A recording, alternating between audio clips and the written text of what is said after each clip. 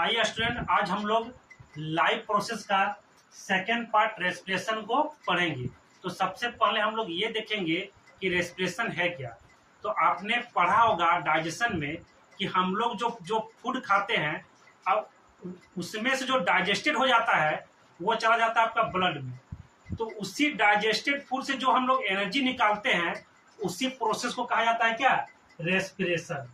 यानी digested food से जो हम लोग एनर्जी निकालते हैं उस प्रोसेस को क्या कहता है, रेस्पिरेशन। और उस डाइजेस्टेड फूड में क्या होता है, ग्लूकोज होता है, और हमारे बॉडी में जो सबसे ज्यादा एनर्जी देता है वो ग्लूकोज है। अब वो कैसे उस एनर्जी को कैसे निकालते हैं उसको देख लेते हैं। देखिए, ये ग्लूकोज का फॉर्मूला है C6H12O6। और हम लोग रेस्पिरेशन में कौन सा गैस अंदर लेते हैं, ऑक्सीजन। ये ऑक्सीजन क्या करेगा, इस ग्लूकोज के साथ कंबाइन करके एनर्जी निकालेगा। क्या निकालेगा, एनर्जी निकालेगा। इसी प्रोसेस को हम लोग क्या बोलते हैं, रेस्पिरेशन। और देखिए, हम लोग पढ़े होंगे respiration is a exothermic reaction. इसलिए एक्सोथर्मिक रिएक्शन है क्योंकि ये क्या दे रहा है, एनर्जी दे रहा है। एनर्जी मतलब हीट, और heat is a form of energy. और देखिए, और एक चीज क्या है, ये ऑक्सीडेशन रिएक्शन भी है। कौन, रेस्पिरेशन, क्योंकि ऑक्सीजन इस ग्लूकोज के साथ क्या हो रहा है, जुड़ रहा है, मतलब कंबाइन हो रहा है। ठीक है, तो addition of oxygen is also called oxidation reaction. यानी रेस्पिरेशन जो है ना वो एक्सोथर्मिक रिएक्शन भी है और ऑक्सीडेशन रिएक्शन भी है। अब आइए देखते हैं आगे में। रेस्पिरेशन के अंदर दो चीज होता है, एगो ब्रीदिंग और एक होता है सेलुलर। ये जो ब्रीदिंग जो होता है ना वो सेल के बाहर में होता है, और जो ये सेलुलर रेस्पिरेशन है ये सेल के अंदर होता है।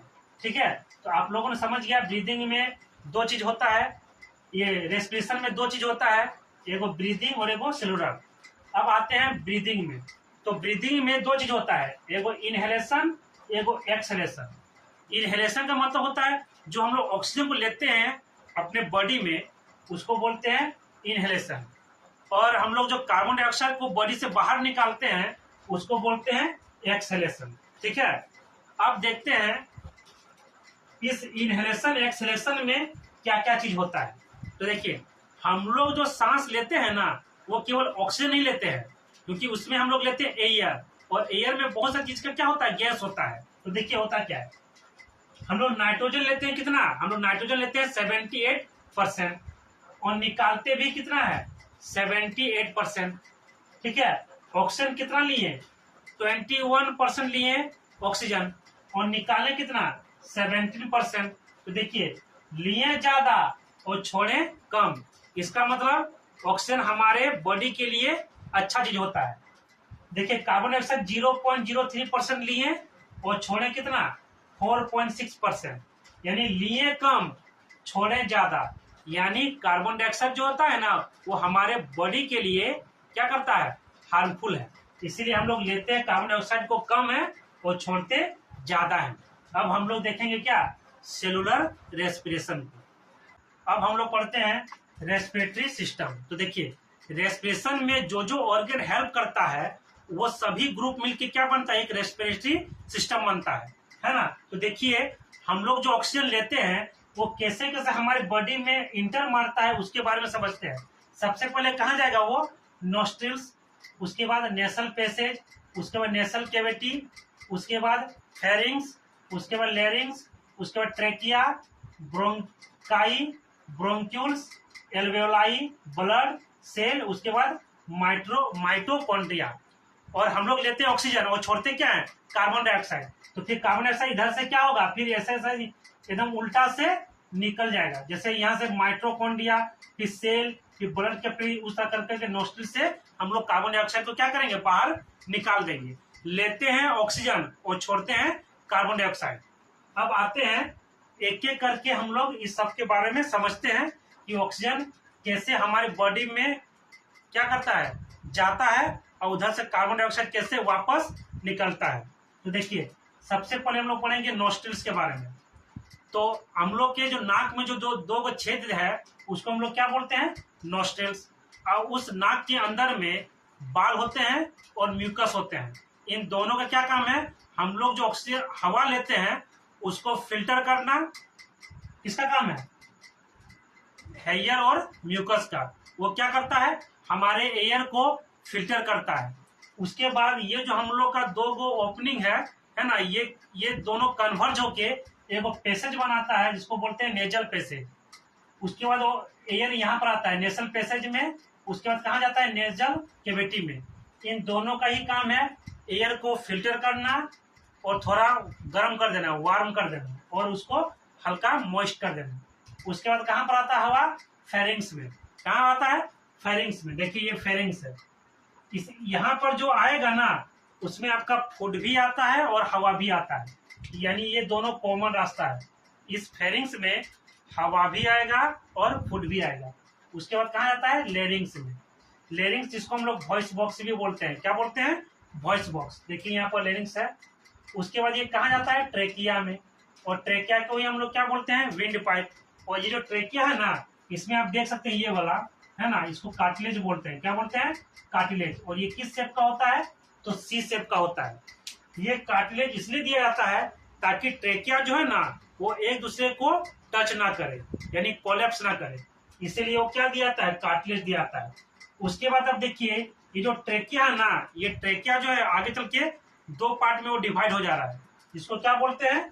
इसको बोलते हैं ब्रोंकाई। क्या बोलते हैं? ब्रोंकाई। और ब्रोंकाई चल के, ब्रोंकाई जो है ना, वो आगे चल के वो डिवाइड हो जाता है। ठीक है, उसको बोलते हैं ब्रोंक्यूल्स। क्या बोलते हैं? ब्रोंक्यूल्स। देखिए यहाँ पर ये आपका ट्रेकिया है, ये दो पार्ट में डिवाइड हो गया, उसको बोलते हैं ब्रोंकाई। ये ब्रोंकाई भी आगे में देखिए डिवाइड हो गया, उसको बोलते हैं ब्रोंक्यूल्स। क्या बोलते हैं? और ब्रोंक्यूल्स के लास्ट में, एंड में देखिए वो बेलून लाइक स्ट्रक्चर है, इसको बोलते हैं क्या? एल्वेओलाई। क्या बोलते हैं इसको? एल्वेओलाई। और इस एल्वेओलाई में क्या होते हैं?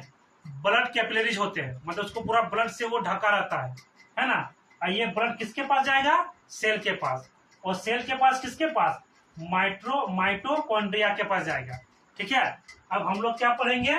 एल्वेओलाई के बारे में देखेंगे। अब हम लोग पढ़ेंगे कि जब ऑक्सीजन एल्वेओलाई में जब आता है तो ये एल्वेओलाई से इस सेल में कैसे पहुंचता है। तो देखिए ऑक्सीजन पहले इस ब्रोंक्यूल से होते हुए इस एल्वेओलाई में आया, और इस एल्वेओलाई के चारों ओर में क्या पाए जाते हैं? Blood capillaries. मतलब उसमें क्या होते हैं? ब्लड होते हैं। क्या होते हैं? ब्लड। और उस ब्लड के अंदर में देखिए हीमोग्लोबिन है। HB का मतलब यहाँ क्या हुआ? हीमोग्लोबिन। ये हीमोग्लोबिन क्या करेगा? इस ऑक्सीजन को पकड़ के किसके पास ले जाएगा? इस सेल के पास। और इस सेल के अंदर में माइटोकॉन्ड्रिया है, वहाँ जाके उसको अंदर डाल देगा। ठीक है, ऑक्सीजन को। और यहाँ पर माइटोकॉन्ड्रिया में सब ये ग्लूकोज है, ये है। तो अब जब ग्लूकोज इस ऑक्सीजन के साथ कंबाइन करेगा तो बनेगा CO2 plus H2O plus energy. ठीक है, और ये जो एनर्जी है ना, ये जो एनर्जी है वो ATP के फॉर्म में स्टोर हो जाता है। ठीक है, और ये जो तुम्हारा CO2 है ये वापस हीमोग्लोबिन इसको इस कार्बन डाइऑक्साइड को पकड़ के फिर कहाँ ले जाएगा? एल्वेओलाई में। यहाँ पर आ गया कौन? Carbon dioxide. और फिर ये ब्रोंक्यूल से होते हुए उस पथ से होके वो वापस निकल जाएगा। ठीक है, तो आप यहाँ पर देखिए कि हीमोग्लोबिन क्या करता है? ऑक्सीजन को पकड़ के ले जाता है, अब उधर से बदले में किसको लेके आता है? कार्बन डाइऑक्साइड को। ठीक है, और देखिए यहाँ पर इस एल्वेओलाई में ऑक्सीजन आ रहा है, कार्बन डाइऑक्साइड जा रहा है, यानी ये जो एल्वेओलाई है ना, इसमें क्या हो रहा है? Exchange of gases take place हो रहा है। कहाँ पर? एल्वेओलाई में। और एक चीज़ यहाँ पर गौर करने वाली चीज़ है कि ये जो हीमोग्लोबिन जो होता है ना, यदि हीमोग्लोबिन हमारे बॉडी में डिफिशियंसी हो गया, मतलब कमी हो गया, तो एक रोग हो जाता है, उसको बोलते हैं क्या? एनीमिया। कौन सा रोग हो जाता है? एनीमिया। और यदि इसका हमारे बॉडी में कमी हो गया तो देखिए ऑक्सीजन को और कार्बन डाइऑक्साइड को ले जाने वाला वही है, फिर वो आपका ट्रांसपोर्ट नहीं कर पाएगा, ऑक्सीजन भी और कार्बन डाइऑक्साइड भी, और यहाँ पर आपका एनर्जी भी नहीं बनेगा और आदमी के क्या हो जाएगा, डेथ हो जाएगा। इसीलिए हमारे बॉडी में हीमोग्लोबिन का रहना क्या है, बहुत जरूरी है।